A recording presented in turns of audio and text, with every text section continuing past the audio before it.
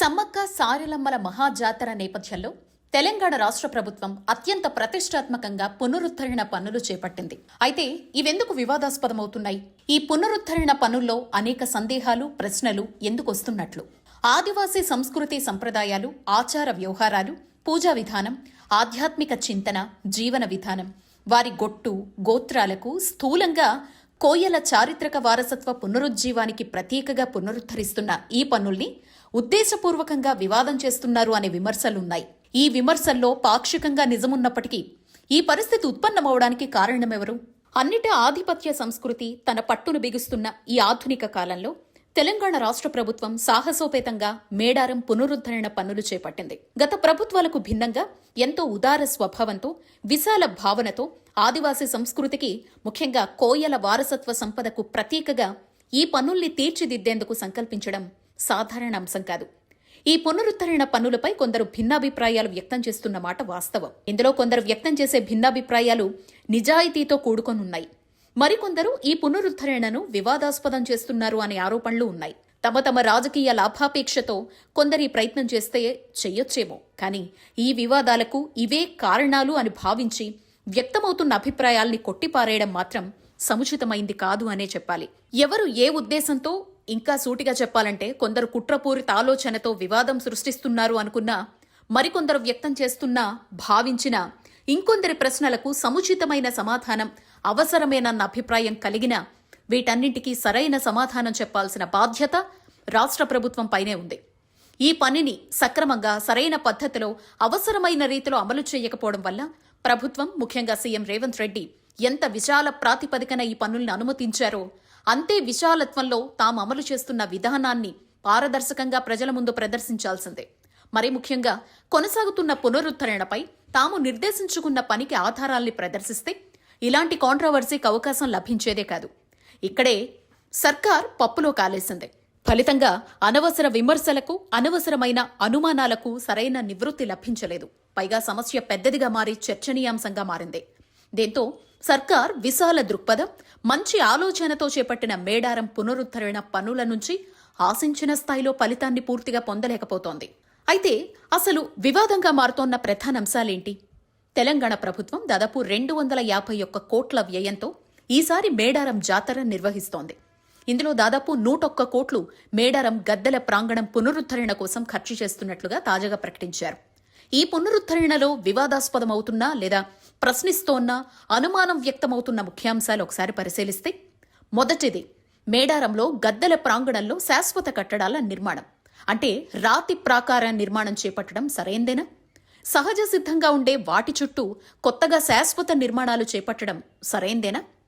రెండవది, వనదేవతల గద్దెల చుట్టూ శాశ్వత నిర్మాణాలు అంటే రాతి కట్టడాలు కట్టడం సరైందేనా? మూడవది, గతంలో ఉన్నట్లు కాకుండా గద్దెల స్థలాలు మార్చడం సరైందేనా? అంటే సమ్మక్క సారలమ్మ గద్దెల్ని మార్చినప్పటికీ పగిడిగిద్దరాజు, గోవిందరాజుల గద్దెల్ని మార్చి ఒకే వరుసలో నిర్మించడం సరైందేనా? ఇక 4, గద్దెల ప్రాంగణంలో నిర్మించిన రాతి స్తంభాలు, ప్రాకారం, పెద్ద రాతి ద్వారాలకు ఉపయోగించిన రాతి స్తంభాలపై ఆదివాసీ సంస్కృతి సంప్రదాయాలు, చరిత్రకు సంబంధించినవి ప్రకటిస్తూ చెక్కిన 7,000 బొమ్మలు ఆదివాసీలకు సంబంధించినవేనా? 5వది, ఆదివాసీ సంస్కృతిపై బ్రాహ్మణీ ఆధిపత్యమంటూ చెక్కిన బొమ్మల్లో శివలింగం, 3 నామాలు, శంఖుపై అనుమానాలు వ్యక్తం చేయడం ఒక అంశమైతే, దీనికి భిన్నంగా చెక్కిన స్వస్తిక్ గుర్తు హిందూ స్వస్తిక్ తరహాలో లేదనే అభ్యంతరం మరొకటి. 6, ప్రధానంగా వనదేవతలు కొలువైన మేడారానికుండే ప్రత్యేకతకు ఏమన్నా భంగం వాటిల్లుతోందా? 7వది, పునరుద్ధరణ నిర్మాణాల తీరుకు, చేపట్టిన పనులకు, చెక్కిన బొమ్మలకు ఆధారాలేంటి? వాటి చారిత్రక నేపథ్యమేంటి? సర్కార్ గుర్తించిన అమల్లో లోపం. వనదేవతలుగా కీర్తింపబడుతోన్న సమ్మక్క సారలమ్మల పూర్వీకులైన అణగారిన కోయ తెగకు సంబంధించిన చారిత్రక, వారసత్వ, సాంస్కృతిక, సంప్రదాయ చరిత్ర భద్రంగా బంగారక్షరాల మధ్య భద్రపరుచుంటే ఈ సమస్య ఉత్పన్నమయ్యేదే కాదు. వారి చరిత్ర రాసిపెట్టి మంచి బైండింగ్ వేసిన పుస్తకంగా లభిస్తే ప్రస్తుత వివాదాలకు హేతువుగా మారేది కాదు. ఇక్కడే అసలైన సమస్య నెలకొని ఉంది. మంచి ప్రయత్నం చేస్తున్నప్పుడు అవసరమైన జాగ్రత్తలు తీసుకుంటున్నప్పటికీ వాటిని ప్రదర్శించడంలో జరిగిన లోపమే ముఖ్య కారణంగా భావించాల్సి ఉంటుంది. ఎందుకంటే మేడారం గద్దెల ప్రాంగణం పునరుద్ధరణ అంటే అనేక విశ్వాసాలు, సంప్రదాయాలు, వారసత్వానికి సంబంధించి కోట్లాది మంది సెంటిమెంట్లకు సంబంధించిన అంశం. ఇదే ఇక్కడ అత్యంత ప్రధానమైంది. అందుకే ఈ పనిని చేపట్టాలంటే ధైర్యమే కాదు, పనికి పూనుకోవడం కత్తిమీద సాము లాంటిది.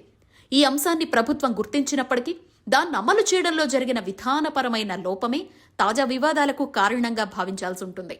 తాము చేపట్టిన కార్యక్రమంలో చిత్తశుద్ధిని నిరూపించుకునే పద్ధతిని అనుసరించకపోవడంపై విమర్శలు వెల్లువెత్తుతున్నాయి. ఇప్పటికైనా ఈ లోపాన్ని సరిదిద్దాల్సి ఉంది. బహిరంగంగా లేదా అవసరమైన చోట ఆ చారిత్రక లేదా తమ వద్ద అందుబాటులో ఉన్న ఆధారాల్ని ప్రదర్శిస్తే ఈ చర్చకు ముగింపు పలకడమే కాదు, చేపట్టే పనుల పట్ల విశ్వసనీయతతో పాటు చరిత్రను మరో మెట్టెక్కించే అవకాశం లభిస్తుంది. ఆగ్రహావేశాలతోనో, అనవసరమైన ఆరోపణలు, విమర్శలతోనో దాడి ప్రతిదాడులు చేయడం వల్ల నష్టమే తప్ప ముందడుగు ఉందనే అంశం ఇక్కడ ప్రధానమైంది. శాశ్వత ఆలోచన ఫలితమే పునరుద్ధరణ అనే మాట వినిపిస్తోంది. మేడారం జాతర గతంలో, ఇప్పుడు కూడా అధికారికంగా వారం రోజుల జాతరే. ఎందుకంటే గద్దెల ప్రాంగణంలో వనదేవతలు కొలువుదీరేది ఈ వారం రోజులు మాత్రమే. కొన్నేండ్ల క్రితం వరకు ఈ వారం రోజులు మాత్రమే జాతర జరిగేది. లక్షల మంది భక్తులు తరలి వచ్చేవారు. ఆ తర్వాత ఎలాంటి సందడి ఉండేది కాదు. కానీ అందుబాటులోకి వచ్చిన ఆధునిక రవాణా సౌకర్యాలు, గిరిజనులతో పాటు గిరిజనేతరుల్లోనూ మేడారం వనదేవతలపై విశ్వాసం పెరగడంతో జాతర సమయంలోనే కాకుండా ఇతర సమయాల్లోనూ మేడారాన్ని సందర్శిస్తున్నారు. దీంతో జాతరకు నెల రోజుల ముందుగానే రద్దీ పెరుగుతోంది. గత కొన్నేళ్లుగా ఏడాది పొడవునా మేడారాన్ని సందర్శించి మొక్కులు సమర్పిస్తున్నవారు కనిపిస్తున్నారు. గతంలో జాతర సమయాల్లోనే ఇక్కడ వసతులు కల్పించేవారు. కానీ ఇటీవల నిత్యం భక్తుల సందర్శన పెరగడంతో మేడారంలో శాశ్వత వసతులు కల్పించాల్సిన పరిస్థితి ఏర్పడింది. కాంగ్రెస్ అధికారంలోకి రావడంతో సీఎం రేవంత్ రెడ్డి, మంత్రి సీతక్క ప్రోద్బలంతో మేడారంలో మాస్టర్ ప్లాన్ అమలుకు సిద్ధమయ్యారు. రేవంత్ రెడ్డి కూడా మేడారం సెంటిమెంట్ అన్న విషయం తెలిసిందే. ఈ క్రమంలో శాశ్వత వసతులతో పాటు భక్తులు సులువుగా సందర్శించే విధంగా గద్దెల ప్రాంగణంలో మార్పులకు శ్రీకారం చుట్టారు. ఈ క్రమంలో గతంలో ప్రాకారం స్థానంలో శాశ్వత నిర్మాణం వైపు, అవి కాస్త రాతి కట్టడాల నిర్మాణం దిశగా మారాయి. పగిడిద్దరాజు, గోవిందరాజుల గద్దెల మార్పు, 4 గద్దెల చుట్టూరా రాతి స్తంభాల నిర్మాణం, పాత ఫెన్సింగ్, గోడ స్థానంలో రాతి ప్రాకారం, భారీ రాతి ద్వారాల నిర్మాణం కొత్తగా ప్రణాళికలోకి వచ్చాయి.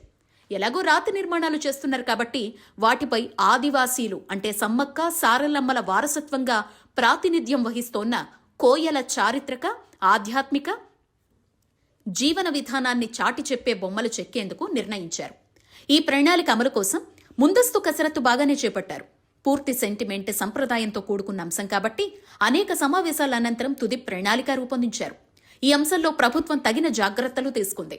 ముఖ్యంగా జాతర పూజారులు, కోయ పెద్దల అభిప్రాయాలు, విశ్వాసాలకే తొలి ప్రాధాన్యతనివ్వడంతో ప్రాజెక్టు పట్టాలెక్కింది. ఆదివాసీ బిడ్డ సీతక్క మంత్రిగా ఉండటం ఈ ప్రాజెక్టుకు కలిసొచ్చిన అంశం. ప్రస్తుతం సాగుతున్న పనుల పూర్తికి ప్రభుత్వం 100 రోజుల టార్గెట్ పెట్టుకుంది. సీఎం రేవంత్ రెడ్డి చేతుల మీదుగా ఈ నెల 19న ప్రారంభోత్సవానికి సిద్ధమవుతున్నారు. ఇక మేడారం పునరుద్ధరణ పన్నులపై సందేహాలు వ్యక్తం చేస్తున్న వారిలో నిజాయితీతో కూడుకున్న వాళ్లు ఉన్నారు. కొందరు రాజకీయ స్వార్థపరులు ఉన్నారు. ఎవరిదే కారణమైనా సమాధానం చెప్పాల్సిన బాధ్యత మాత్రం తెలంగాణ సర్కార్దే. ఈ లోపం వల్ల సమస్య తీవ్రమైంది. ఆదివాసీ పూజారులు, పెద్దల విశ్వాసాల్ని పరిగణలోకి తీసుకున్నామని ప్రభుత్వాధినేతలు స్పష్టం చేస్తున్నారు. నిజానికి వారి అంగీకారం ఉన్నందునే పనులు సాఫీగా సాగుతున్నాయి. కానీ కోయల చరిత్ర, వారసత్వం, సంస్కృతి అంటూ బొమ్మలు చెక్కారు. అందులో కొన్నింటిపై సందేహాలు వ్యక్తమవుతున్న ఈ తరుణంలో చారిత్రక అంశాలతో ముడిపడ్డ వీటిని సావధానంగా, వీలైన సరిగ్గా ఆధారాలతో నివృత్తి చేయాల్సిన బాధ్యత ప్రభుత్వానిదే. కానీ ఇక్కడే లోపం జరుగుతోంది. ఈ శాశ్వత నిర్మాణాలు చేపట్టడానికి ముందే ప్రభుత్వం స్పష్టమైన వివరాలతో కూడిన విధాన ప్రకటన చేస్తే బావుండేది. దానికి సంబంధించిన అంశాలు, వీలైతే ఆధారాలు పొందుపరిస్తే సందేహాలకు సమాధానం చెప్పినట్లుండేది. వాటిని రికార్డు చేయడం వల్ల భవిష్యత్తు తరాలకు సైతం ఉపయోగకరంగా ఉంటాయి. కోయల చరిత్ర, లింగం, నామాలు, స్వస్తిక్కు పోలిన బొమ్మలపై అనుమానాలు వ్యక్తం చేస్తే మంత్రులు, మరో పరిశోధకుడు జవాబులు చెప్తూ వచ్చారు. ప్రశ్నిస్తే సమాధానాలు చెప్పడం కాకుండా ఈ నిర్మాణాలకు ముందే ఏ అంశాల ప్రాతిపదికన, ఎవరి పరిశోధన ఫలితాలపై ఆధారపడి ఈ శాశ్వత నిర్మాణాలు, బొమ్మలు చెక్కుతున్నారు అనే విషయాలు తేటతెల్లమిస్తే ఇంతగా వివాదానికి తావిచ్చే అవకాశమే ఉండేది కాదు. అంతేకాదు, కావాలనే వివాదం చెయ్యాలనుకునే వారికి కూడా చెక్ పెట్టినట్లు అయి ఉండేది.